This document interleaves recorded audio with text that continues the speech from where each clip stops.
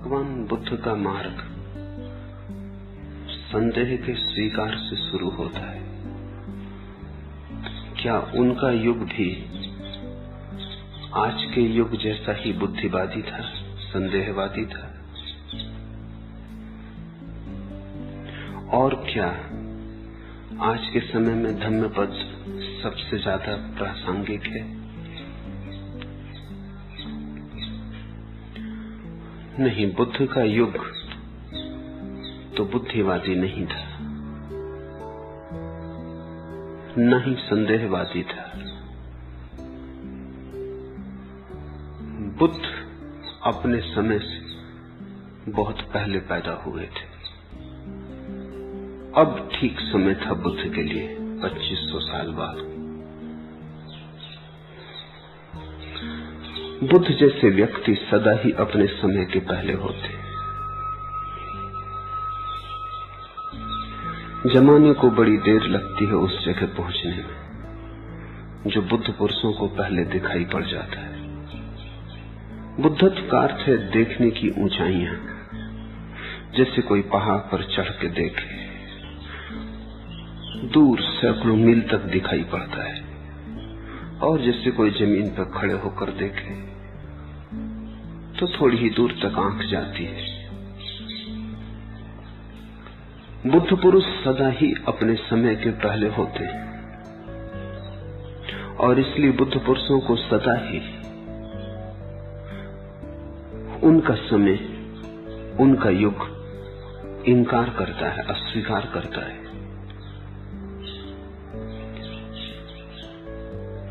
बुद्ध ने जो बातें कही हैं अभी भी उनके लिए पूरा पूरा समय नहीं आया। कुछ आया है, अभी भी पूरा नहीं आया। समझने की कोशिश करें। बुद्ध ने एक ऐसे धर्म को जन्म दिया जिसमें ईश्वर की कोई जगह नहीं, एक ऐसी प्रार्थना सिखाई जिसमें परमात्मा का कोई स्थान नहीं। अड़चन है, आज भी अड़चन है। आज भी तुम बिना परमात्मा के प्रार्थना कैसे करोगे? आज भी तुम्हें कठिनाई होगी। प्रार्थना बिना परमात्मा की होगी कैसे? तुम वस्तु में आधार खोजते हो, बाहर सहारा खोजते हो। परमात्मा भी बाहर ही तुम कल्पित करते हो। तुम्हें प्रार्थना भी करनी हो, प्रार्थना तो भीतर की भाव दशा है, उसके लिए भी बाहर कोई निमित्त चाहिए। बुद्ध ने सब निमित्त छोड़ा लिए। बुद्ध ने कहा प्रार्थना पर्याप्त है, परमात्मा की कोई जरूरत नहीं। अभी भी देर है मनुष्य के इतने धार्मिक होने में जहां प्रार्थना परमात्मा के बिना पर्याप्त होगी। इसका अर्थ हुआ कि मनुष्य परिपूर्ण रूप से अंतर्मुखी हो। ये परमात्मा की बात भी बाहर देखने की ही बात है। जब भी तुम परमात्मा शब्द का उपयोग करते हो तब तुम्हारी आंख बाहर गई। यहां तुमने कहा परमात्मा, वहां मंदिर बने। यहां तुमने कहा परमात्मा, वहां प्रतिमा बनी।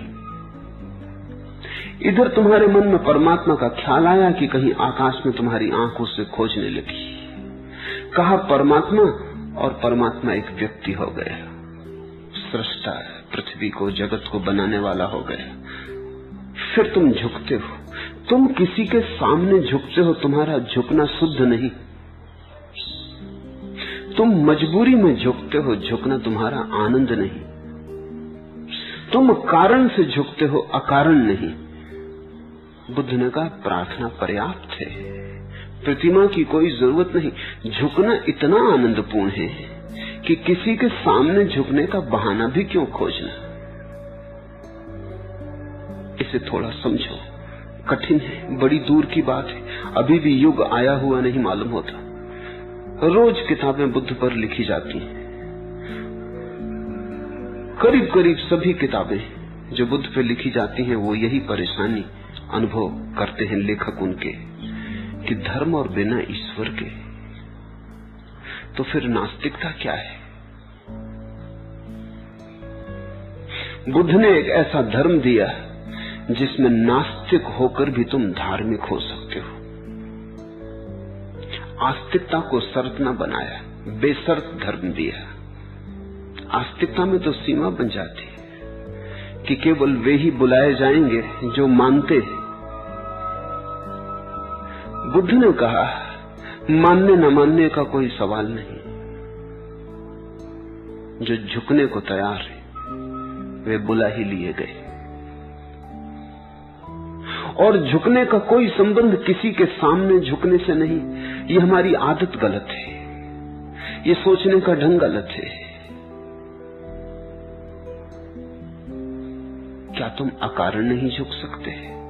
क्या झुकना अपने आप में अपना अंत नहीं हो सकता? साधन ना हो, साध्य हो, मार्ग ना हो, मंजिल हो। नारद ने जैसे कहा भक्ति फल रूपा है।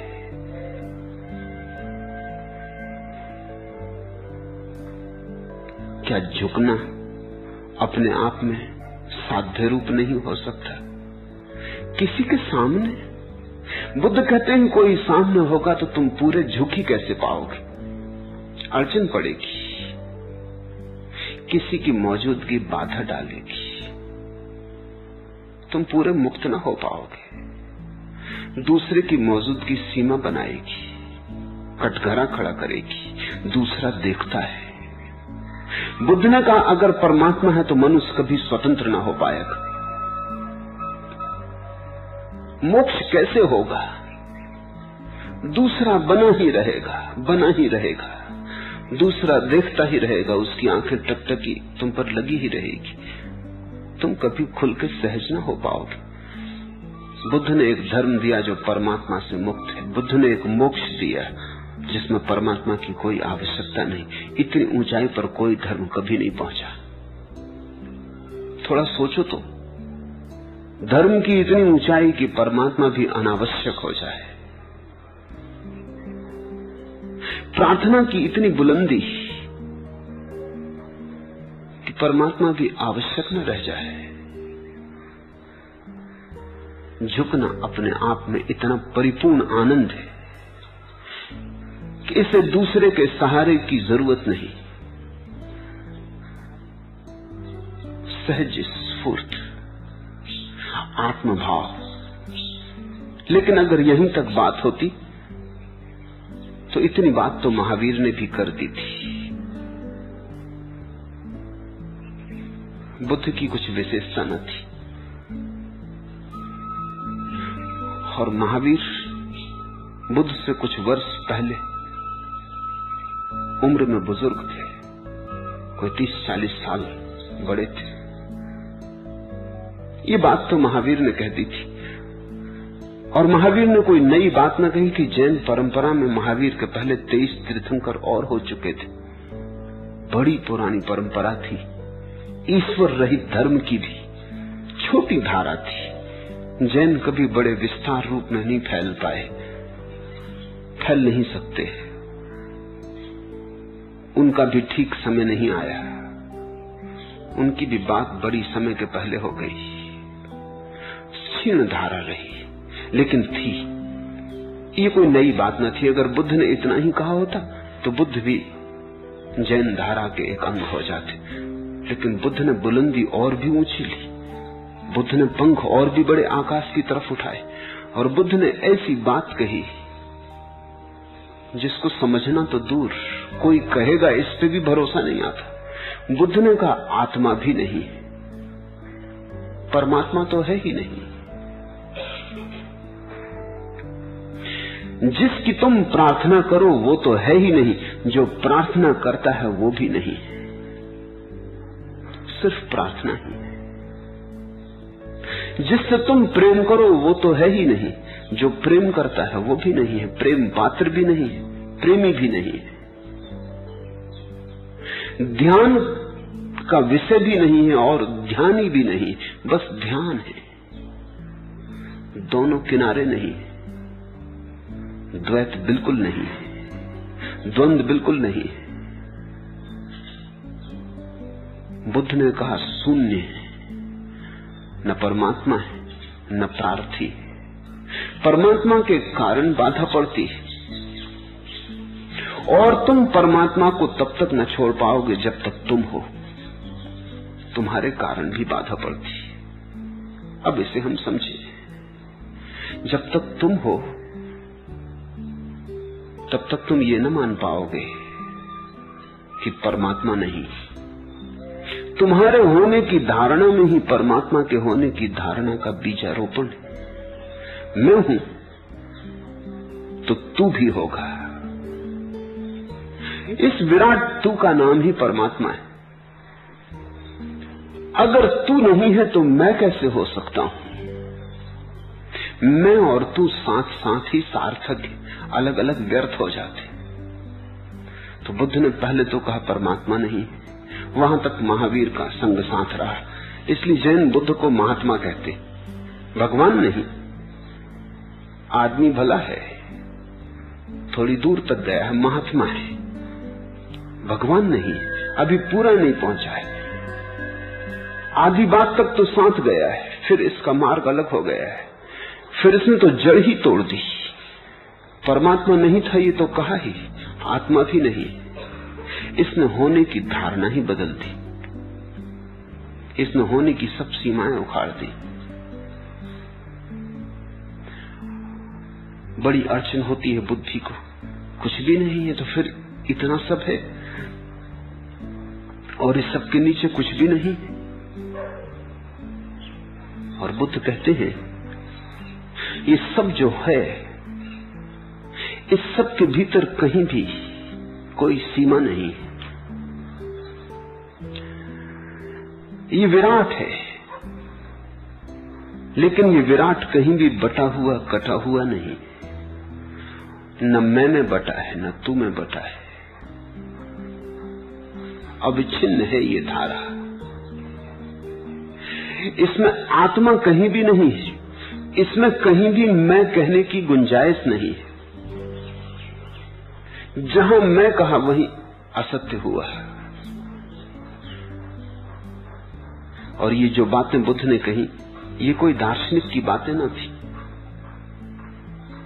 एक अनुभव सिद्ध पुरुष के वचन थे। तुम भी जब गहरे ध्यान में जाओगे तो न परमात्मा को पाओगे, न स्वयं को पाओगे। अस्तित्व होगा निर्विकार, जिस पे कोई सीमा न होगी, कोई सरहद न होगी। अस्तित्व होगा निर्विकार, जैसे कोरा आकाश, बदलियों के रूप भी न होंगे।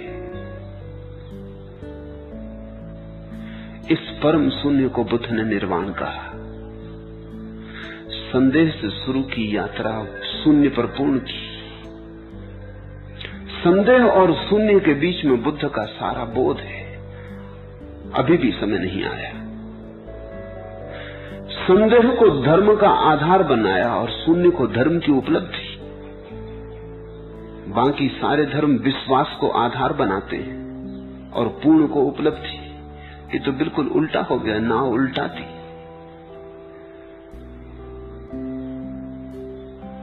इतने उल्टे धर्म को समझने के लिए बड़ी गहन प्रज्ञा चाहिए। सीधा सीधा धर्म समझ में नहीं आता। जहां विश्वास से शुरुआत होती है और जहां पूर्ण पर अंत होता है, सीधा सीधा धर्म भी समझ से छूट छूट जाता है। जो तुमसे ज्यादा मांग भी नहीं कहता, कहता सिर्फ श्रद्धा करो, वो भी नहीं हो पाता। हम ऐसे अभागे, उतना भी नहीं सकता। श्रद्धा ही करने को कहता है साधारण धर्म, मान लो, खोज की बात ही नहीं कहता।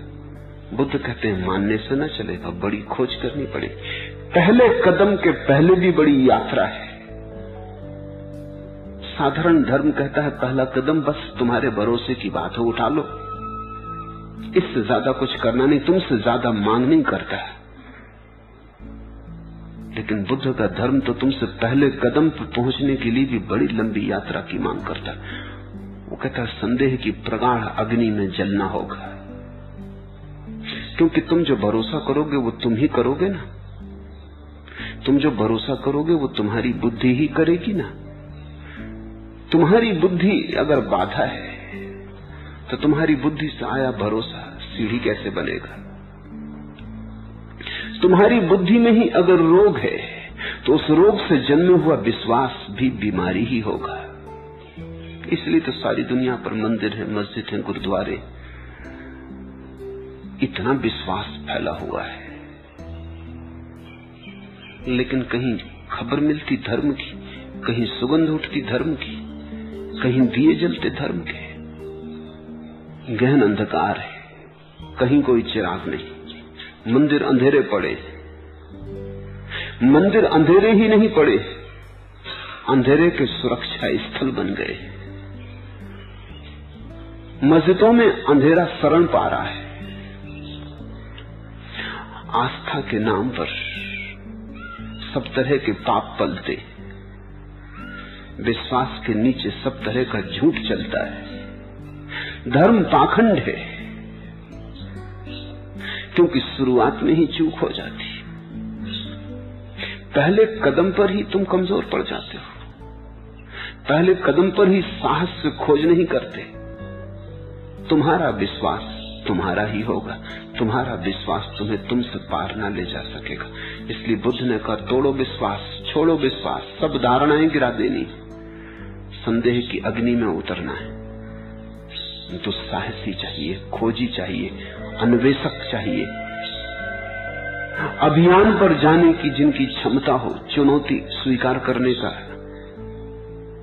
जिनके भीतर साहस हो। और बुद्ध कहते हैं, आश्वासन कोई भी नहीं है, क्योंकि कौन तुम्हें आश्वासन दे। यहां कोई भी नहीं है जो तुम्हारा हाथ पकड़े, अकेले ही जाना है। मरते वक्त भी बुद्ध ने कहा, अप दीपो भव, अपने दिए बनो। मैं मरा तो रो मत। मैं कौन हूं? ज्यादा से ज्यादा इशारा कर सकता था, चलना तुम्हें था। मैं रहूं तो तुम्हें चलना है, मैं जाऊं तो तुम्हें चलना है। मेरे ऊपर झुको मत, मेरा सहारा मत लो, क्योंकि सब सहारे अंततः तुम्हें लंगड़ा बना देते, सब सहारे अंततः तुम्हें अंधा बना देते, सहारे धीरे धीरे तुम्हें कमजोर कर जाते। वैसाखियां धीरे धीरे तुम्हारे पैरों की परिपूर्ति हो जाती, फिर तुम पैरों की फिक्र ही छोड़ देते हो।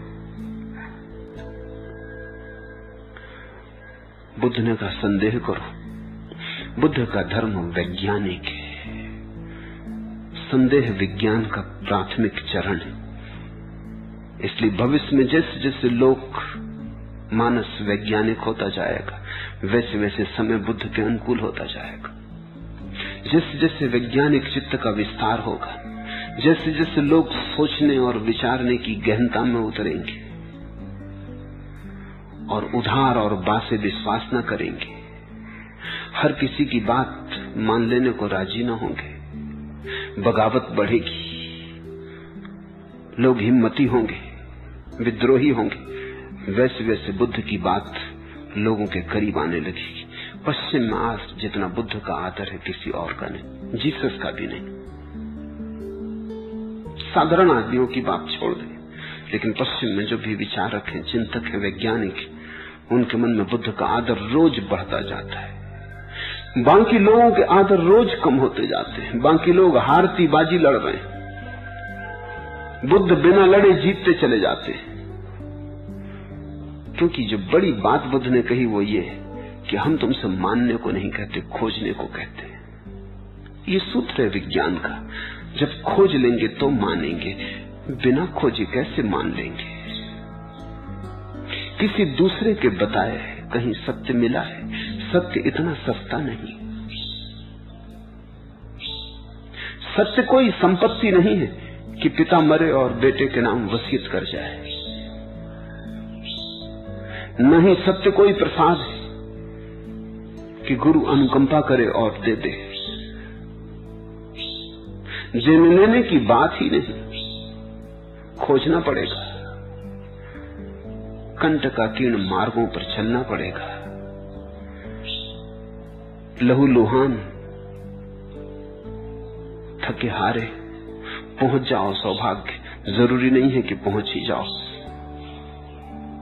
क्योंकि भटकाव बहुत है, खाई खड्ड बहुत है, भ्रमजाल बहुत है, माया मरीचिकाएं बहुत हैं, कहीं भी खो जा सकते हो, और तुम्हारे भीतर भी कमजोरियां बहुत हैं। थक जाओ तो कहीं भी भरोसा करके रुक सकते हो। किसी भी मंदिर के सामने, किसी भी मस्जिद के सामने पस्त हिम्मत, थके हारे सिर झुका सकते हो। इसलिए नहीं कि तुम्हें कोई जगह मिल गई जहां सिर झुकाने का मुकाम आ गया था, बस सिर्फ इसलिए कि अब तुम थक गए, अब और नहीं खोजा जाता।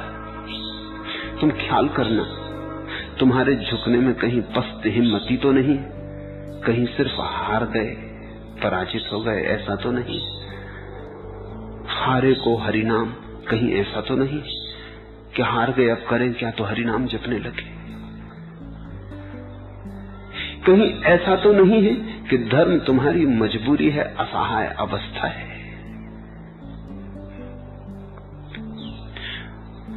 बुद्ध तुम्हें कोई जगह नहीं देते, तुम्हारी कमजोरी के लिए वहां कोई जगह नहीं। बुद्ध कहते हैं ज्ञान तो मिलता है आत्म परिष्कार से, शास्त्र से नहीं। सत्य कोई धारणा नहीं है, सत्य कोई सिद्धांत नहीं है, सत्य तो जीवन का निखार है।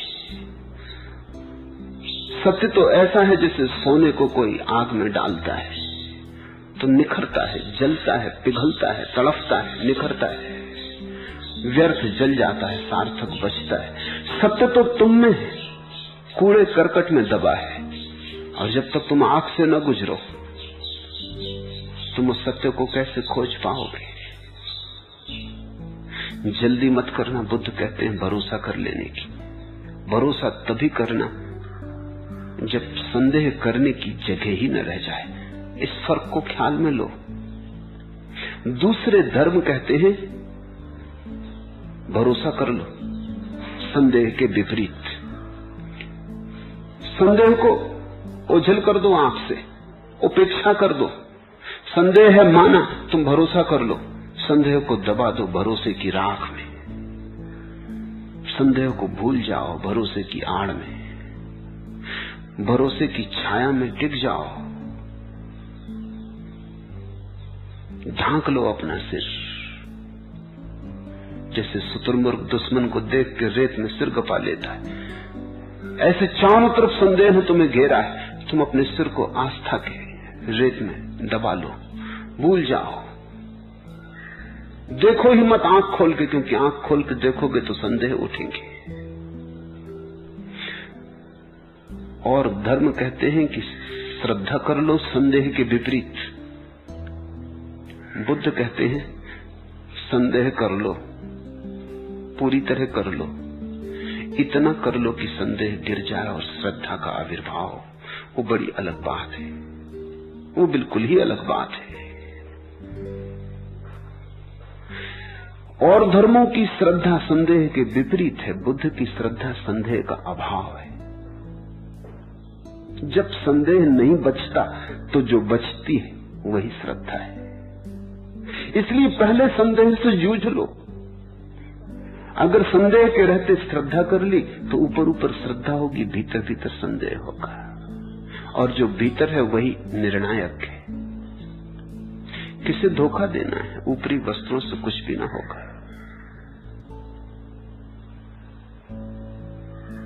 क्या फायदा रंगीन लबादों के तले रूह जलती रहे, घुलती रहे, पजमुर्दा रहे, क्या फायदा।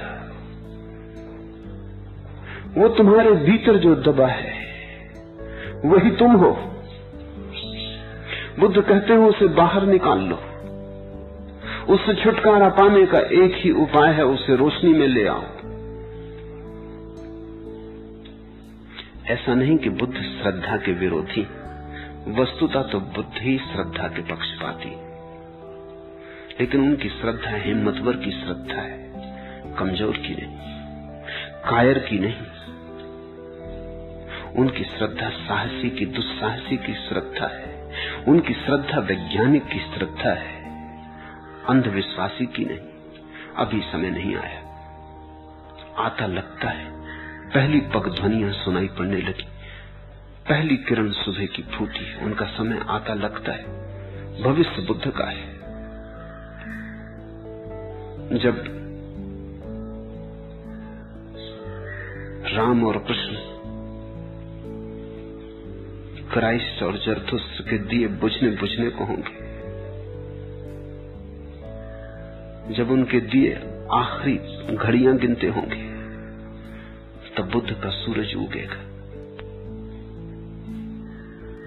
बुद्ध इस पृथ्वी पर रहने वाले हैं। ऐसी तो घड़ी की मैं कल्पना कर सकता हूं जब लोग जीसस को भूल जाएं, इसकी संभावना है।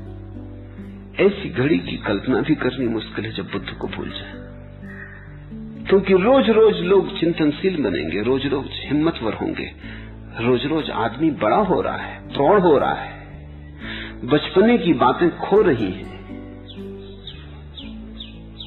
तो आज नहीं कल नहीं परसों बुद्ध के दिन करीब आते चले जाएंगे, आ ही रहे। बुद्ध ने एक अनूठी श्रद्धा को जन्म दिया है।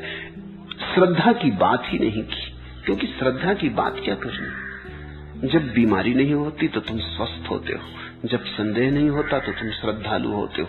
तो बुद्ध कहते हैं श्रद्धा का आरोपण नहीं करना है, न श्रद्धा का आचरण करना है, न श्रद्धा का अनुशासन अपने ऊपर थोपना है। श्रद्धा की बात ही भूल जाओ, तुम तो ठीक संदेह कर लो, क्योंकि संदेह करने से ही मिटता है, संदेह कर करके ही जाता है। जो नहीं करता उसमें ही बचा रहता है, जो कर लेता है वो एक न एक दिन संदेह की सीमांत पर आ जाता है। तर्क तर्क से ही जाता है, जैसे कांटे कांटे से निकाले जाते हैं और जहर जहर से मिटाया जाता है। तर्क तर्क से ही जाता है, तर्क ठीक से ही कर लो। बुद्ध कहते हैं जल्दी मत करना, तर्क की परिपक्वता चाहिए, परिपक्वता सब कुछ है। फिर एक दिन तुम उस सीमा पर आ जाते हो जहां तर्क के पार के आकाश दिखाई पड़ने शुरू होते। तर्क ही वहां ले आता है, फिर तर्क को छोड़ना नहीं पड़ता। जब और पार के आकाश दिखाई पड़ने लगते हैं, तर्क छूट जाता है। संदेह में कोई जी नहीं सकता अगर ठीक से संदेह करे, क्योंकि संदेह नकारात्मक है। नकार में जियोगे कैसे? जीने के लिए विधेय चाहिए। बीमारी में जियोगे कैसे? जीने के लिए स्वास्थ्य चाहिए। संदेह तो मृत्यु जैसा है, श्रद्धा जीवन जैसी। संदेह में कोई सदा के लिए ठहर नहीं सकता, लेकिन लोग ठहर गए, चमत्कार घट गया है। और चमत्कार इसलिए घट गया है कि लोगों ने झूठी श्रद्धा ओढ़ ली। उस झूठी श्रद्धा में वे खुद ही नहीं छिप गए हैं, उनके सारे संदेह भी सुरक्षित हो गए। तुमने आस्तिक को देखा, तथाकथित आस्तिक को, बाजार भरे हैं, नगर उससे भरे हैं, मंदिरों और गिरजों में प्रार्थना कर रहा है। तुमने उसे गौर से देखा, कितना डरा हुआ है, उसकी आस्था कितनी डगमगाती हुई है। तुमने कभी उससे बात की?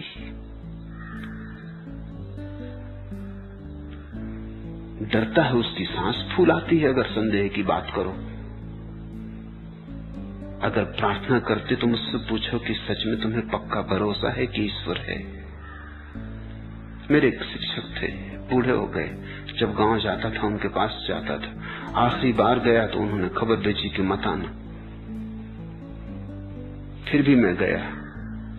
मैंने उनसे पूछा कि अब कभी ना आऊंगा, जब आपने खबर भेजी तो ना आऊंगा, लेकिन कारण पूछने आया कि मुझे क्यों इनकार किया है। वो कहने लगे, इनकार का कोई कारण नहीं, वर्षों तुम्हारी प्रतीक्षा करता हूं जब आते हो, लेकिन अब डरने लगा हूं, तुम्हारी बातों से संदेह पैदा हो जाता, मंत्र लड़खड़ाने लगते। अब मौत मेरी करीब है, अब मुझे आस्था से मर जाने दो। मैंने कहा, ये आस्था जो इतनी लड़खड़ाती है, जो जिंदगी में भी जिंदा नहीं है, ये मौत में काम आएगी। ये मंत्र जो इतने लड़खड़ाते हैं, जिनकी कोई जड़ें नहीं, जो मेरे हिलाए हिल जाते, ये कितने दूर सांस देंगे मौत में, ये कहां तक सांस जाएंगे। तब तो मैंने कहा मुझे आना ही पड़ेगा। फिर अब मैं तुम्हारे इंकार को न सुनूंगा, आता ही रहूंगा। क्योंकि मौत करीब है, इसलिए जल्दी करो। जिंदगी यूं ही गंवाई, इन संदेहों से छुटकारा हो सकता था, इनको तुम छुपाए बैठे रहे। इनको तुमने पानी दिया, इनको तुमने भोजन दिया, इनको तुमने बचाया।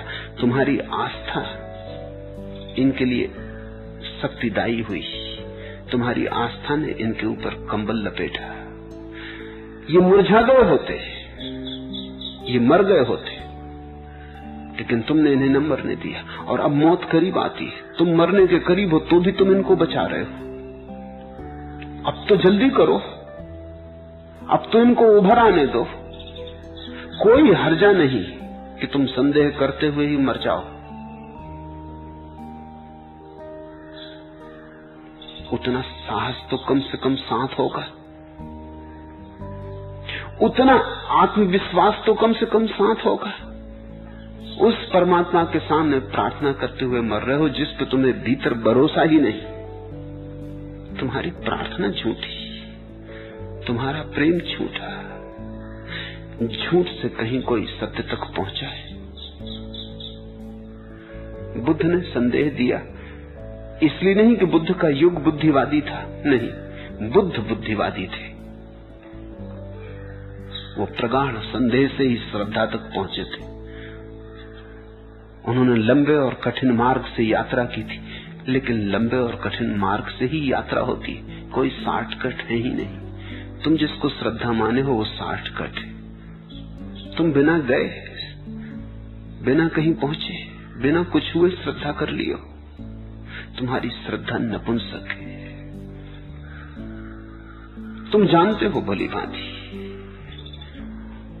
इसलिए तुम ऐसे लोगों की बातें सुनते फिरते हो जहां तुम्हारी श्रद्धा में थोड़ा बल आ जाए, थोड़ी ताकत आ जाए।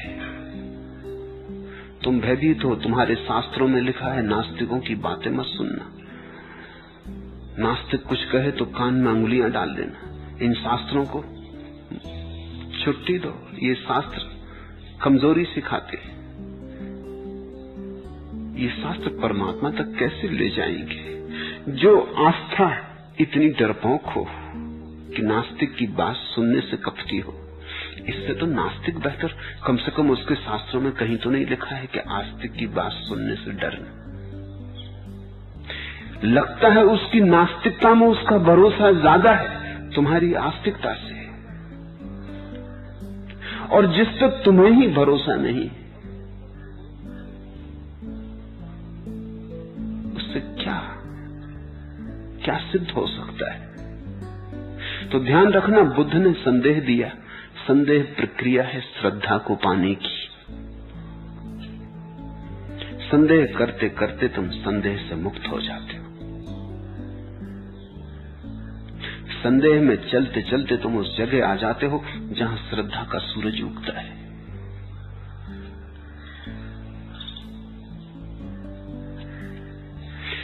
थी वह शायद अपनी ही बेचारगी की एक पुकार, जिसको अपनी सादा लोही से खुदा समझा था मैं। तुमने जिसे परमात्मा समझा है, कहीं वो तुम्हारी असहाय अवस्था की पुकार ही तो नहीं? थी वह शायद अपनी ही बेचारगी की एक पुकार। असहाय अवस्था में भयभीत, पीड़ित, दुखी आदमी परमात्मा को पुकारने लगता है। कहीं वो तुम्हारी बेचारगी की पुकार ही तो नहीं? जिसको अपनी सादा लोही से खुदा समझा था मैं, जिसको अपनी नासमझी से, बालपन से तुमने परमात्मा समझा है, वो कहीं असहाय अवस्था की पुकार ही तो नहीं? जिसको तुमने झुकना समझा है, वो कहीं तुम्हारे कपते और भयभीत पैरों की कमजोरी ही तो नहीं? जिसको तुमने समर्पण समझा है, वो कहीं तुम्हारी कायरता ही तो नहीं। समर्पण के लिए संकल्प चाहिए, झुकने के लिए खड़े होने वाला बल चाहिए। परमात्मा को पुकारने के लिए बेचारगी नहीं, भीतर की एक असहाय अवस्था नहीं, भीतर का परम संतोष, परम अहोभाव चाहिए। बुद्ध ने परमात्मा नहीं छीना तुमसे, तुम्हारी बेचारगी छीनी। तुमने बेचारगी को ही परमात्मा का नाम दे दिया था। बुद्ध ने तुमसे मंदिर नहीं छीने, तुम्हारे कमजोरी के शरण स्थल छीने। और बुद्ध ने कहा तुम्हें खुद ही चलना है। बुद्ध ने तुम्हारे पैरों को सदियों सदियों के बाद फिर से खून दिया, तुम्हें अपने पैरों पर खड़े करने की हिम्मत थी। बुद्ध सद्गुरु है, और बुद्ध उसी को सद्धर्म कहते हैं जो तुम्हें तुम्हारे भीतर छिपे हुए सत्य से परिचित कराए। झूठी आस्थाओं में नहीं, धारणाओं में नहीं, शास्त्रों में नहीं, व्यर्थ के शब्द जालों में न भटकाए, जो तुम्हें तुमसे ही मिला दे। और जब तुम अपने से मिलोगे तो तुम पाओगे विराट शून्य है वहां, तुम्हारे ठीक भीतर कोई भी नहीं है। इससे हमें ऐसा लगता है कोई भी नहीं तो फिर सार क्या खोजने का। कोई भी नहीं है तो फिर आत्मज्ञान, आत्मा को पाने की बातें। जो जानते हैं उन्होंने आत्मा के स्वरूप को भी शून्य ही कहा है, निर्गुण ही कहा है। बुद्ध ने उसे ठीक ठीक अभिव्यक्ति दी। उन्होंने आत्मा शब्द में भी खतरा देखा, क्योंकि उससे लगता है कि तुम किसी चीज की तलाश में हो जो भीतर रखी। जब तुम कहते हो मेरे भीतर आत्मा है, तुमने ख्याल किया ऐसे जैसे तुम्हारे घर में कुर्सी रखी, तुम्हारे भीतर आत्मा रखी। आत्मा कोई वस्तु है कि गए भीतर और पा गए? गौर से देखो कौन भीतर जाएगा। अगर आत्मा भीतर रखी है तो फिर ये भीतर जाने वाला कौन है? अगर आत्मा भीतर रखी है तो फिर ये बाहर कौन गया? बुद्ध कहते हैं न बाहर न भीतर, वो जो यात्रा है, वो जो बाहर और भीतर आने वाला जाने वाला चैतन्य वही है। और वो चैतन्य वस्तु नहीं, प्रवाह है। वो चैतन्य कोई ठहरा हुआ जल का सरोवर नहीं, गंगा की सागर की तरफ भागती धारा है। बुद्ध ने आत्मा शब्द का उपयोग नहीं किया क्योंकि आत्मा से जड़ता का पता चलता है। तुम बड़े हैरान होगे, क्योंकि तुम तो आत्मा का उपयोग जड़ता के विपरीत करने के आदी हो। तुम तो कहते हो ये पत्थर जड़ है, इसमें कोई आत्मा नहीं। तुम तो कहते हो आदमी में आत्मा है, आदमी जड़ नहीं। बुद्ध ने कहा आत्मा शब्द में ही जड़ता है। आत्मा शब्द का मतलब ये हुआ कि कुछ तुम्हारे भीतर ठहरा हुआ है, रुका हुआ है, कुछ तुम्हारे भीतर मौजूद ही है। तो जो मौजूद ही है वो जड़ है। तुम्हारे भीतर कुछ हो रहा है सतत, उसको आत्मा कैसे कहें? प्रवाहमान है, होने की अवस्था है नहीं, सदा हो रहा है। चैतन्य एक यात्रा है, तीर्थ यात्रा कहो। कोई ठहराव नहीं, कोई मुकाम नहीं।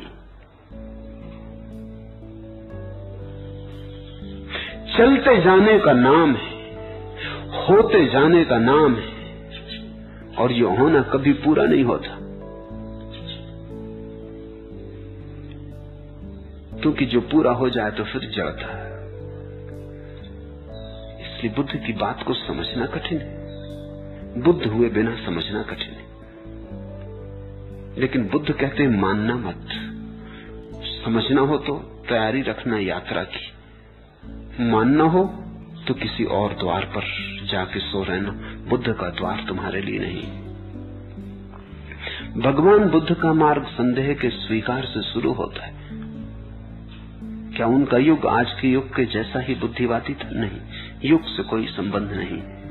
बुद्ध अपने युग के बहुत पहले आ गए थे। बुद्ध पुरुष सदा ही अपने युग के पहले होते। बुद्ध पुरुष कभी भी समसामयिक नहीं होते, कंटेम्पररी नहीं होते। जहां होते हैं वहां से आगे होते। इसलिए जब भी होते हैं, जहां भी होते हैं, वही समझे नहीं जाते। वो जो भी कहते हैं वही दीवालों पर पड़ता है, कानों पर नहीं। वो जो भी बताते हैं अंधी आंखों पर पड़ता है, आंखों पे नहीं। हम उन्हें सुन लेते हैं, समझ नहीं पाते। इतना ही होता तो भी कुछ बुरा नहीं था। हम उन्हें गलत समझ पाते। इतना ही होता कि हम कहते कि हम नहीं समझ पाए तो भी कोई हर्जा न था। हम उन्हें गलत समझ पाते, क्योंकि ये तो हम मान ही नहीं सकते कि हम समझ नहीं सकते। ठीक नहीं समझ सकते तो गलत समझ लेते, लेकिन ये धारणा तो मन में परिपोषित करते ही चले जाते हैं कि समझ लिया। जिन्होंने बुद्ध को सुना, जिन्होंने बुद्ध को माना, जो बौद्ध बन गए, उन्होंने भी समझा नहीं। उन्होंने परमात्मा को छोड़ दिया, बुद्ध को पकड़ लिया। वो बुद्ध की पूजा करने लगे।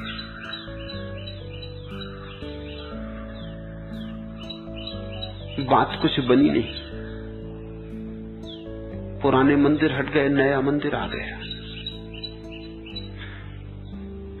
पुरानी परंपरा चली गई, नई परंपरा ने जगह ले ली। पुराने शास्त्र, वेद और गीता हट गए तो बुद्ध के वचन शास्त्र बन गए। समझे नहीं लोग। बुद्ध ने तुम्हें तुम पर फेंका था। बुद्ध ने कहा था तुम ही तुम्हारे शास्त्रा हो, तुम ही तुम्हारे गुरु हो, तुम ही तुम्हारे शास्त्र हो, और तुम्हारे चैतन्य के सिवाय कहीं कोई सहारा मत खोजना। चैतन्य को जगाना। उसी जागने में तुम एक दिन पाओगे कि इधर तुम भी खो गए, उधर परमात्मा भी खो गया। मात्र चैतन्य का सागर बचा। उसको बुद्ध ने निर्वाण कहा है।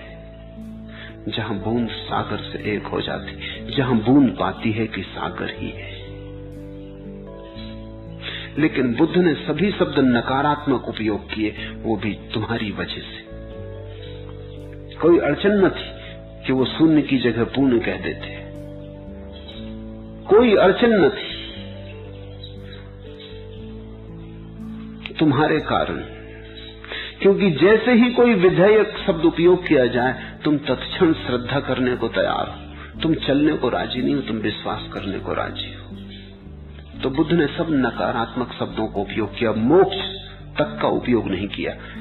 क्योंकि मोक्ष शब्द को सुनते ही तुम्हें ऐसा लगता है कोई ऐसा वक्त आएगा जहां हम परिपूर्ण रूप से मुक्त होंगे, मगर होंगे जहां मैं रहूंगा, मुक्त होकर रहूंगा। बंधन न होंगे, मैं होऊंगा। बुद्ध ने कहा तुम ही बंधन हो। जब बंधन न होंगे तो तुम भी न होगे। कुछ होगा जिसका तुम्हें कोई भी पता नहीं, उसे मैं मत कहो। और आज कोई उपाय नहीं है उसे समझने का। आज तक तो तुमने जो जाना है वो बंधन ही बंधन जाने। अब तक तो तुम बंधनों का जोड़, तुम एक कारागृह हो। तो बुद्ध ने कहा मैं मुक्त होकर रहेगा, ऐसा नहीं, मैं से मुक्ति हो जाएगी। इसलिए बुद्ध ने मोक्ष शब्द का उपयोग न किया। नया शब्द गढ़ा, निर्वाण। निर्वाण का अर्थ होता है जैसे तुम दिए को फूंक देते हो, दिया बुझ जाता है, तो कहते हैं दिए का निर्वाण हो गया। निर्वाण का अर्थ है जैसे दिया बुझ जाता है, फिर तुम खोज के भी ना पा सकोगे कि ज्योति कहां गई। तुम फिर बता ना सकोगे पूरब गई ज्योति की पश्चिम गई। फिर तुम बता ना सकोगे कि आकाश में ठहर गई कि पाताल में ठहर गई। फिर तुम कह ना सकोगे कहां है ज्योति, विराट में खो गई। नहीं हो गई। तो बुद्ध ने एक अनूठा शब्द गढ़ा, निर्वाण। निर्वाण के दो अर्थ हैं। एक अर्थ है दिए का बुझ जाना, जैसे दिया बुझ गया ऐसे ही तुम बुझ जाओगे। फिर मत पूछो कि कहां रहोगे, मोक्ष में, स्वर्ग में, परियों से घिरे, परियों के झुरमुट में, कल्पतरु के नीचे बैठे, जो वासनाएं त्यागनी थी उनका भोग करते हुए, या नरक में पापों का कष्ट दंड पाते हुए। कहां होगे? बुद्ध ने कहा मत पूछो ये बात। जैसे दिया बुझ जाता निर्वाण में, ऐसे ही तुम बुझ जाओगे। निर्वाण का दूसरा अर्थ होता है, वाण का अर्थ होता है वासना, निर्वाण का अर्थ होता है वासना का बुझ जाना। जैसे दिया बुझ जाता है ऐसी वासना बुझ जाएगी। और तुम एक वासना हो। दूसरे धर्म कहते हैं कि तुम अलग हो, वासनाओं ने तुम्हें घेरा। बुद्ध कहते हैं तुम सभी वासनाओं का जोड़ मात्र हो। ये बड़ा क्रांतिकारी विचार है। दूसरे धर्म कहते हैं तुम हो और वासनाएं हैं। बुद्ध कहते हैं वासनाएं हैं, उनके जोड़ का नाम तुम हो। जैसे हम लकड़ियों का एक गट्ठर बांधते हैं, 10 लकड़ियां पड़ी थी, उनको बांध के एक गट्ठर बना लिया। अब हम इसको बंडल कहते हैं, गट्ठर कहते हैं। लेकिन गट्ठर क्या है? 10 लकड़ियों से कुछ अलग। 10 लकड़ियां इकट्ठी, एक एक लकड़ी बाहर निकाल लो तो पीछे गट्ठर बचेगा। जब 10 लकड़ियां निकाल लोगे तो पीछे कुछ भी ना बचेगा। ऐसा बुद्ध ने कहा कि तुम अलग और तुम्हें वासनाओं ने घेरा, ऐसा नहीं। तुम वासना हो, तुम तृष्णा हो, हविस होने की दौड़। बस तुम सारी वासनाओं का जोड़। एक एक वासना निकालते जाओ, उतने ही तुम कम होते जाओगे। जिस दिन आखिरी वासना बुझ जाएगी उस दिन तुम ना हो जाओगे। उस दिन पीछे तुम बचोगे नहीं, जैसा कि और लोग कहते हैं कि पीछे तुम बचोगे, शुद्ध आत्मा बचेगी। ऐसा बुद्ध कहते हैं क्या बचेगा? गट्ठर पीछे नहीं बचेगा, सब खो जाएगा। इस खो जाने को निर्वाण कहते हैं। मोक्ष नहीं कहा, कैवल्य नहीं कहा, परम पद नहीं कहा, ब्रह्मलोक नहीं कहा, क्योंकि वो सब विधायक शब्द थे। उनको सुनते से ही तुम्हारी वासनाओं में प्राण आ जाते। अभी तुम मुझे सुन रहे हो, लेकिन कहीं तुम्हारे भीतर कोई कहे चला जा रहा होगा कि नहीं नहीं, ऐसा कैसे होगा? सब वासनाएं शून्य हो जाएंगी तो हम ना होंगे? नहीं नहीं, सब वासनाएं शून्य हो जाएंगी मगर हम होंगे, शुद्ध रूप में होंगे। मगर शुद्ध रूप का मतलब क्या होता है? शुद्ध तुम तभी होते हो जब नहीं होते हो। जब तक हो तब तक तो अशुद्धि रहेगी, होना ही अशुद्धि है। बुद्ध ने बड़ी बारीक बात कही, बारीक से बारीक, जो कभी किसी ने कही थी। फिर उस पर कोई और परिष्कार नहीं हो सका, हो भी ना सकेगा। बुद्ध ने आखिरी बात कही। बुद्ध अंतिम वक्तव्य है, उसमें और सुधार करना, तरमीम करनी, संशोधन करना मुश्किल है।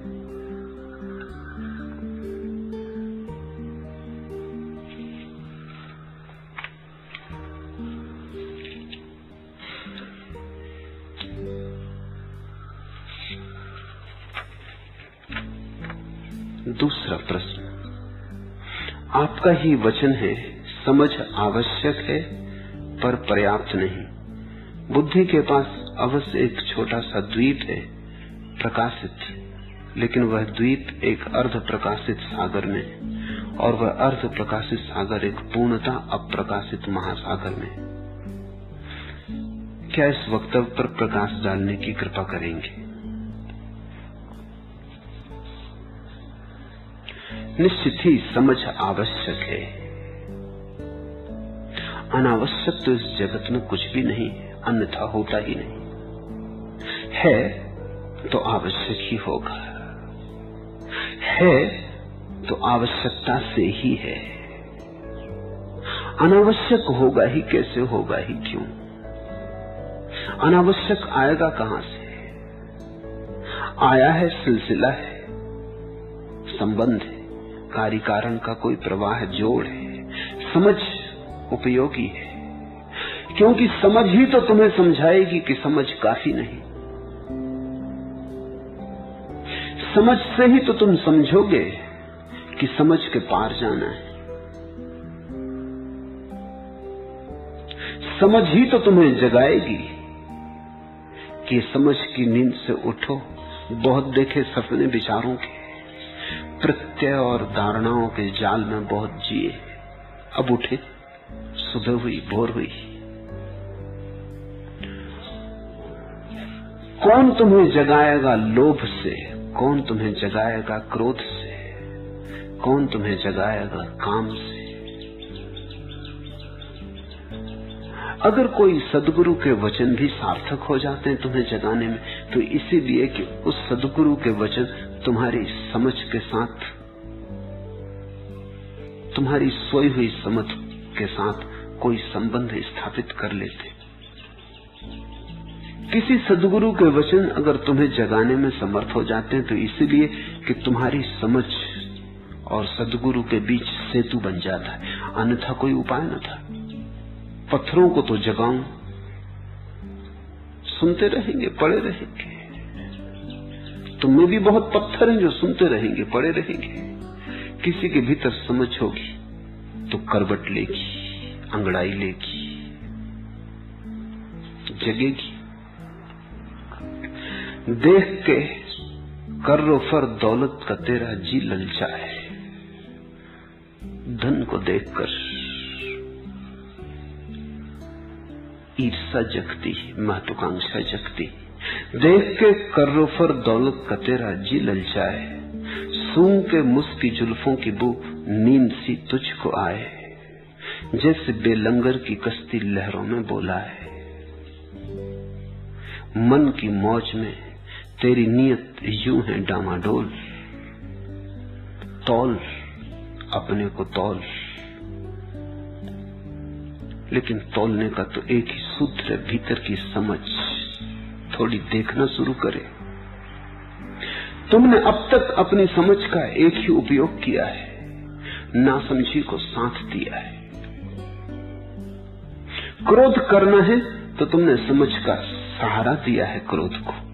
समझ तो तुम्हारे पास है, ठीक उतनी ही जितनी किसी बुद्ध पुरुष के पास है। उपयोग कहीं गलत हो रहा है, गलत दिशा में हो रहा है। जब तुमने क्रोध किया है तो तुमने हजार तर्क खोजे हैं कि क्रोध जरूरी था। तुमने अपने बच्चे को मारा है, क्रोध किया है, तो तुमने कहा न मारेंगे तो सुधरेगा कैसे। जैसे कि ये कोई सिद्ध प्रमाण हो कि मारने से कोई कभी सुधरा है। कौन सुधरा है?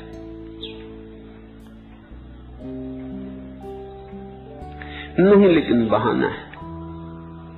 असली बात थी कि तुम क्रोधित हो गए थे, लेकिन क्रोध को सीधा सीधा करने की तो तुम्हारी भी हिम्मत नहीं। लोग क्या कहेंगे? तुम अच्छे अच्छे कारण खोजते हो। तुम कहते हो बच्चे को सुधारना है। शिक्षक स्कूल में बच्चों को पीटता है, इसलिए नहीं कि बच्चों को सुधारने से उसे कुछ लेना देना है, क्या प्रयोजन है। लेकिन जब भी बच्चे उसके अधिकार को कहीं भी चोट करते, उसके अहंकार को कहीं भी चोट करते, तब वो ऐसा नहीं कहता कि मेरे अहंकार को चोट पहुंची इसलिए मैं तुम्हें मारूंगा, क्योंकि ये बात तो फिर बड़ा मुश्किल हो जाएगी, इसको छुपाना मुश्किल हो जाएगा। वो कहता तुम्हारे सुधार के लिए, तुम्हारे हित के लिए तुम्हें मारना जरूरी है। तुमने कभी गौर किया कि तुम कितने तर्क, कितने कारण खोजते हो क्रोध के लिए? लोभ के लिए तुम समझ का कितना सहारा देते हो। ईर्षा को भी तुम ईर्षा नहीं कहते, स्पर्धा कहते हो। ये समझ का सहारा है। तुम कहते हो स्पर्धा ना होगी तो जीवन जड़ हो जाएगा, प्रतियोगिता ना होगी तो विकास कैसे होगा, प्रगति कैसे होगी। मेरे पास लोग आ जाते, वो कहते हैं कि अगर प्रतियोगिता खो गई तो प्रगति खो जाएगी। तो प्रगति को बचाने के लिए प्रतियोगिता करनी उनको जरूरी मालूम पड़ती है, यद्यपि प्रतियोगिता के अच्छे नाम के नीचे सिर्फ ईर्ष्या छिपी है, जलन छिपी है, किसी दूसरे के पास है और उनके पास नहीं। कोई दूसरा आगे है और वो पीछे। तो तुमने लोभ को सहारा दिया है, क्रोध को सहारा दिया है, तुमने काम वासना को सहारा दिया है, तुमने समझ का अब तक गलत उपयोग किया है। समझ का एक और उपयोग है, सही उपयोग है, वही सद्धर्म है।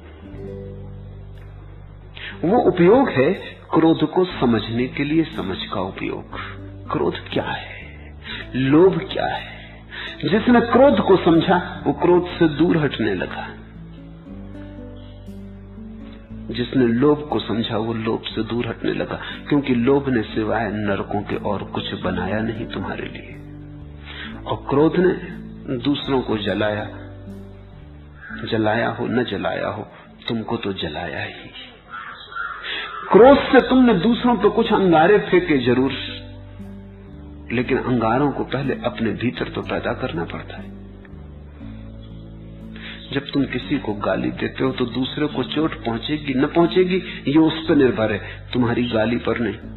क्योंकि तुम किसी बुद्ध पुरुष को गाली दोगे तो नहीं चोट पहुंचेगी, गाली चोट नहीं पहुंचाती, वो तो किसी बुद्धू पे निर्भर है कि वो गाली को पकड़ लेगा तो चोट खाएगा। तुम्हारी गाली ने चोट नहीं पहुंचाई, लेकिन गाली देते वक्त गाली को पैदा करना पड़ता है भीतर। तुम्हारे भीतर नासूर चाहिए, नहीं तो गाली पैदा कैसे होगी। नाली के कीड़े पैदा करने हो तो गंदी नाली चाहिए, गालियां पैदा करनी हो तो हृदय में नासूर चाहिए, दुख पे घाव चाहिए, मवाद चाहिए, नहीं तो गाली कैसे पैदा होगी। गाली कहीं आकाश से तो नहीं आती। गुलाब की झाड़ी पे गुलाब लगते, जड़ों से संभालता है,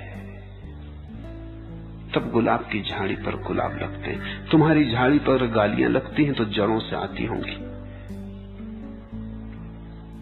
कहीं अल्सर होंगे भीतर, आत्मा के अल्सर, कहीं घाव होंगे भयंकर। वहां तुम पहले पोसते हो, पालते हो, गालियों को बड़ा करते हो। तुम्हारे भीतर कोई गर्भ होगा जहां गालियां सुरक्षित होती हैं, निर्मित होती हैं, कोई कारखाना होगा, फिर तुम वहां तैयार करते हो, अपने को गंवा के, अपने को मिटा के अंगारे पैदा करते हो, फिर उन्हें फेंकते हो दूसरों पर कि दूसरे भी जले। तुम पहले ही जल चुके होते हो। तुमसे बहुत बार कहा गया है कि क्रोध मत करना, दंड पाओगे। मैं तुमसे कहता हूं क्रोध मत करना, क्योंकि क्रोध के पहले ही तुम दंड पा चुके होते हो। क्रोध के बाद दंड मिले ये बात ही गलत। कौन देगा बाद में दंड? कोई नियंता नहीं बैठा है। नियंता होता तो तुम उससे बचने की तरकीब भी निकाल लेते, वकील खड़े कर लेते, रुष्वत खिला देते। बहुत यही कर रहे हैं। वो सोचते हैं प्रार्थना एक रुष्वत है, पूजा एक रुष्वत है, पुजारी एक वकील है। जरा इसका आना जाना है भगवान के पास, इसके सहारे वो अपनी भी खबर पहुंचा देते।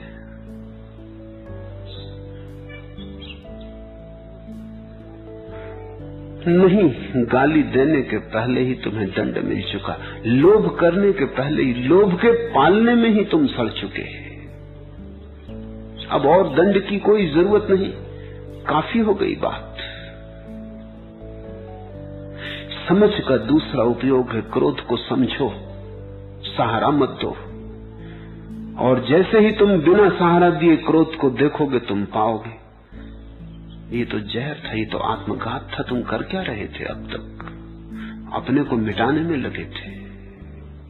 तुम हटने लगोगे दूर, और जो ऊर्जा, जो शक्ति क्रोध में संलग्न होकर व्यर्थ नष्ट होती थी, विध्वंस होती थी, वही ऊर्जा करुणा बन जाएगी। जब क्रोध हटता है तो करुणा पैदा होती, क्योंकि ऊर्जा को कहीं तो जाना होगा। जब कांटे न बनेंगे तो ऊर्जा मुक्त होगी, फूल बनेगी। जो लोभ बनती थी ऊर्जा, वही दान बनेगी।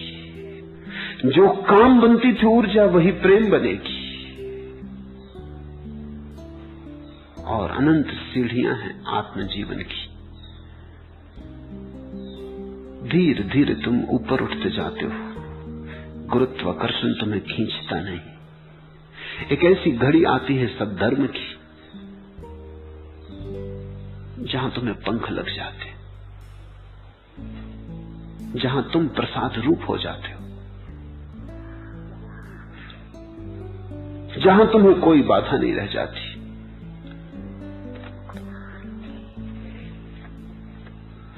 करे जो हिम्मत तो कुछ फजाएं इन आसमानों के पार भी हैं।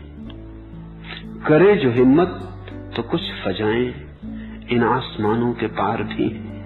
यह मैंने माना सकूं मैसर तुझे तहे आसमां नहीं। ये मैंने माना कि जहां तुम हो, जैसे तुम जी रहे हो, जिस आसमान के तले तुमने अपना घर बनाया बड़ा छोटा है। आंगन तुम्हारा बहुत छोटा है।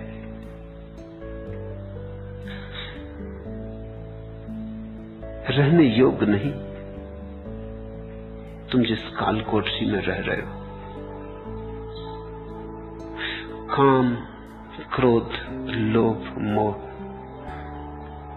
से तुमने जो अपने आसपास घर बना लिया है वो नरक है।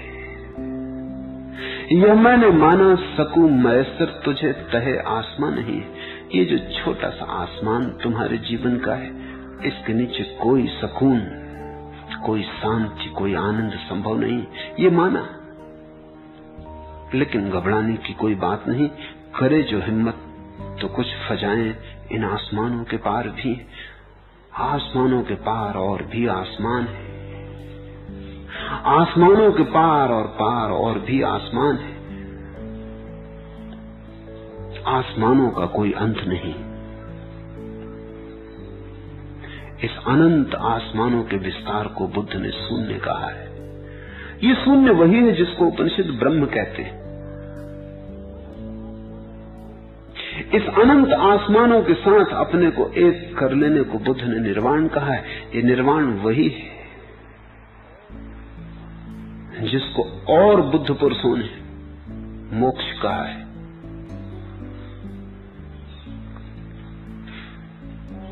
बुद्धि बड़ी छोटी सी बात है। बुद्धि से ही अगर तुमने सारे जीवन को समझना चाहा तो तुमने बड़ी संकीर्ण सीमाएं लगा दी अस्तित्व पर। तुम्हारी संकीर्ण सीमाओं के कारण ही तुम अस्तित्व से वंचित रह जाओगे। बुद्धि उपयोगी है, उसका उपयोग कर लो, उसका उपयोग कर लो उसके पार जाने के लिए। उसकी सीढ़ी बना लो, उस पे चढ़ जाओ, उससे छलांग लगाने का उपयोग कर लो। दीवार से घिरा था हरम का कसूर क्या? पैदा अगर हदूद में वुसअत न हो सकी, मंदिर का क्या कसूर, मस्जिद का क्या कसूर? दीवार से गिरी। दीवार से घिरा था हरम का कसूर क्या? काबा का क्या कसूर, काशी का क्या कसूर? दीवार से गिरी। पैदा अगर हदूद में वुसअत न हो सकी, अगर विशालता पैदा न हो सकी तो कसूर कुछ भी नहीं, क्योंकि दीवारें थी। तुम्हारी बुद्धि विचारों की दीवार से घिरी है। उस दीवार को हटाना ही पड़ेगा, तो वुसअत पैदा हो जाए, तो विशालता पैदा हो जाए। तुमने कभी एक भी क्षण अनुभव किया जब विचार नहीं होते तुम होते हो? जब विचार नहीं होते तुम भी नहीं होते। जब विचार नहीं होते तब एक विराट आकाश होता है। तब बीच की कोई दीवार नहीं होती जो बांटे, अलग करे। कोई विभाजन नहीं होता। तुम अविभाज्य होते हो, अस्तित्व के साथ एक होते हो। उसी को भक्तों ने भगवान कहा है। वो भक्तों की भाषा है। बुद्ध को वो भाषा प्रिय नहीं, क्योंकि बुद्ध ने उस भाषा के बड़े दुष्परिणाम देखे। भक्तों के लिए ठीक रही होगी, लेकिन भक्तों के पीछे जो चलते हैं उन्होंने कुछ और ही समझ लिया। थोड़ा देखो, भगवान का अर्थ है विशालता। इसलिए भक्त वो है जिसने जीवन की विशालता जानी, जिसने ऐसा जीवन जाना जिस पर कोई सीमा नहीं।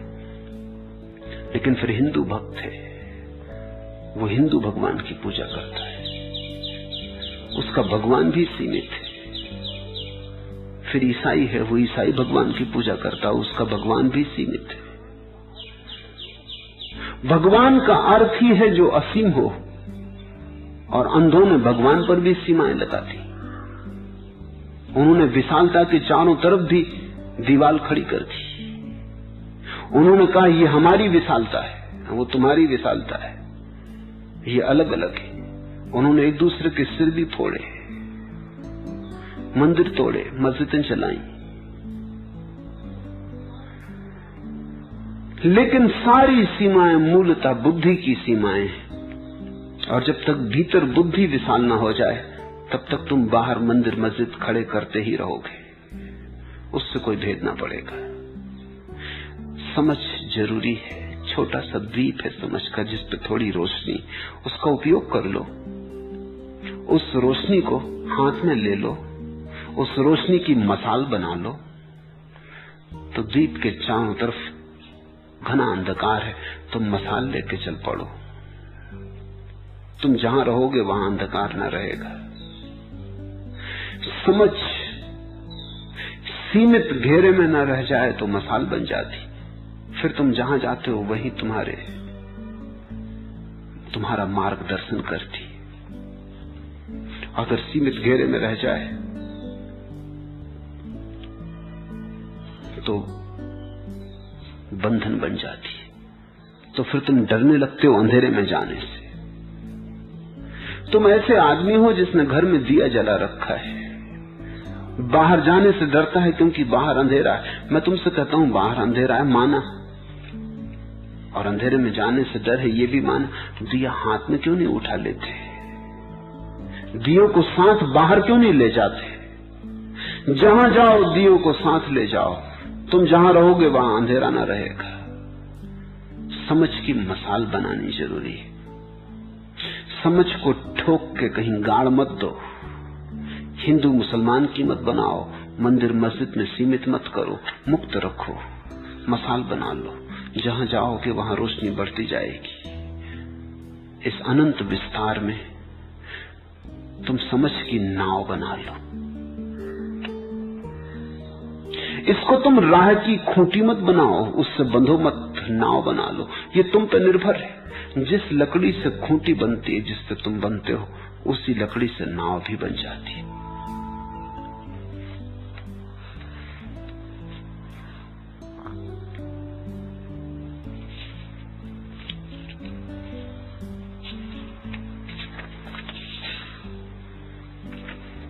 तीसरा प्रश्न, भगवान बुद्ध आत्मा को नहीं लेकिन चैतन्य को, अप्रमाद को तो मानते हैं, और चैतन्य शायद परम है, या क्या उसका भी निर्वाण होता है?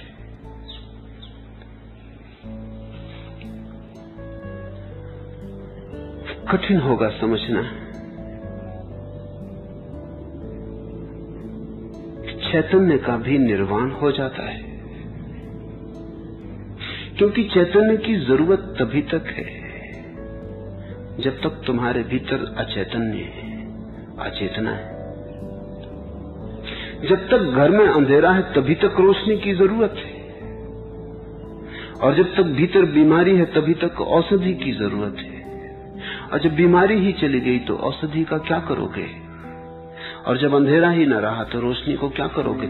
सुबह तो दिया बुझा देते हो ना, जब सूरज उगाया तो दिए का क्या करोगे? जब सूरज उगाया तो मसाल लेके चलोगे तो लोग पागल समझेंगे।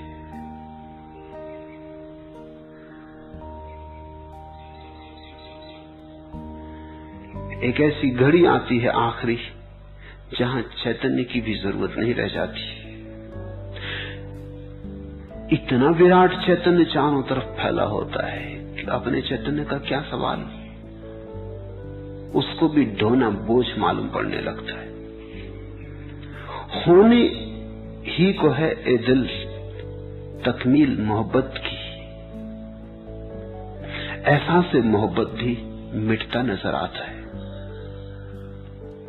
प्रेम की यात्रा में ऐसा पड़ाव आता है जहां प्रेम का भाव भी विलीन हो जाता है, क्योंकि सभी भाव विपरीत पर निर्भर है। होने ही को है ए दिल तकमील मोहब्बत की, अब प्रेम की पूर्णता करीब ही आती है। ये करीब ही आने लगी ए दिल, प्रेम की पूर्णता, एहसास से मोहब्बत भी मिटता नजर आता है। अब तो प्रेम का भाव भी मिटता हुआ नजर आ रहा है, तो पूर्णता करीब आने लगी। इसे समझो, विपरीत के कारण आवश्यकता है। क्रोध है इसलिए समझाते हैं करुणा चाहिए। जब क्रोध ही न होगा तो करुणा भी क्या चाहिए। इसका यह मतलब नहीं कि तुम कठोर हो जाओगे, इसका मतलब इतना ही कि तुम इतने करुणा से एक हो जाओगे कि तुम्हें पता ही न चलेगा कि करुणा है।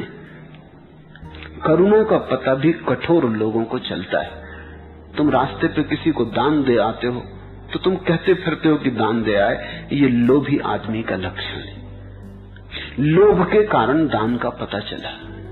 अगर लोभ बिल्कुल मिट गया हो तो देने का पता कैसे चलेगा। दे दोगे, ऐसे ही जैसे श्वास बाहर आती भीतर जाती, किसको पता चलता है। हाँ, कभी कभी पता चलता है श्वास का, श्वास की कोई बीमारी हो जाए तो पता चलता है, नहीं तो श्वास का कहीं पता चलता है। चलती रहती, आती जाती रहती,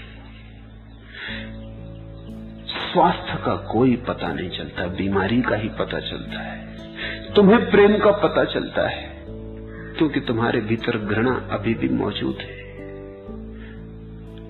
जब घृणा बिल्कुल मिट जाएगी, तुम क्या किसी से कह सकोगी कि मैं तुम्हें प्रेम करता हूं? कैसे कहोगे? तुम प्रेम रूप हो गए होगे। कौन कहेगा मैं प्रेम करता हूं? कौन अलग होकर कहेगा कि मैं प्रेम करता हूं? प्रेम करने के लिए भी घृणा करने की क्षमता चाहिए। प्रेम करता हूं ऐसा पता चलने के लिए घृणा शेष चाहिए। जब घृणा बिल्कुल ही शून्य हो जाती है तो प्रेम कैसा? इधर घृणा गई, प्रेम का भाव भी गया। इसका यह मतलब नहीं कि प्रेम नहीं बचता, प्रेम ही प्रेम बचता है, लेकिन बोध कैसे हो? जब तक भीतर मूर्छा है तब तक चेतना भी पता चलती है। जब मूर्छा बिल्कुल चली जाती तो चेतना की पता नहीं चलता। पता किसको चले, कैसे चले? पता चलने के लिए विपरीत की मौजूदगी चाहिए। तुम बाहर हो जेल खाने के, तुम्हें पता चलता है जेल के बाहर होने का? कुछ पता नहीं चलता। एक दफा जेल होके आओ, तब जेल से छूटोगे, राह पर आके खड़े हो जाओगे तो तुम्हें पता चलेगा स्वतंत्रता का। राह से हजारों लोग निकल रहे हैं, उनमें से किसी को पता नहीं चलता। तुम अगर उनसे कहोगे नाचो, मुक्त हो तुम, जेल के बाहर, वो कहेंगे पागल हो गए, दफ्तर जा रहे हैं, घर जा रहे हैं, नाचे किस लिए? तुमको लगता है नाचे, तुम जेल में थे, जंजीरों ने तुम्हें स्वतंत्रता का बोध दिया। लेकिन कितनी देर ये याद रहेगी? एक आध दिन, 2 दिन, 4 दिन, 10 दिन। जैसे जैसे स्वतंत्रता स्वीकार हो जाएगी वैसे वैसे बोध खो जाएगा। सिर का पता चलता है जब सिर में दर्द होता है। जब सिर में दर्द नहीं होता सिर का पता नहीं चलता। जिसको सिर में दर्द कभी हुआ ही नहीं, उसे सिर का पता ही नहीं।